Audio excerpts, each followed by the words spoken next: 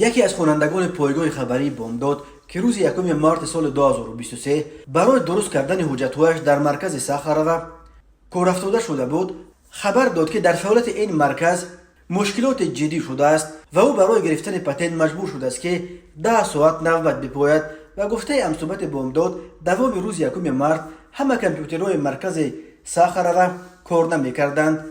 و هم پول بانک را سپردن امکان نداشت. مسئولان برنامه به مهاجران فهماندند که به ضد بانک سل درن است که حساب و کتاب‌های مرکز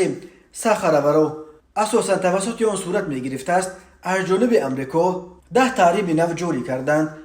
و این باعث ایجاد مشکل در انتقال مبلغ شده است. همین طور به گفته او کامپیوترهای مرکز ساخاروو زود میچسبید و کارمندان مجبور شدند که سپردن حجت‌ها را کاملا قطع کنند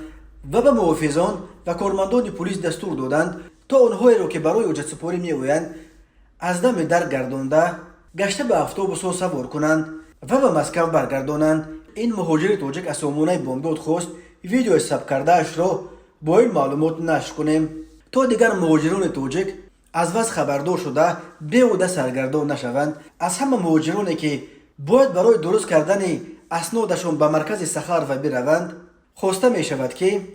اول به مرکز زنگ بزنند و معلومات دقیق بگیرند که آیا مشکل رفع شده است و آیا آنها می توانند با دل پر بیایند و حجت‌هایشان را بسپارند. مرکز ساخاروو یگانه جایی است که داوطلبان کار در شهر و ولایت مسکو برای گرفتن پتنت باید به آن مراجعت کنند. این مرکز سالانه تنها از حساب فروش پتنت به مهاجران کاری به بودجه شهر مسکو تا 50 میلیارد روبل یا تقریبا $700 میلیون فایده می‌آورد.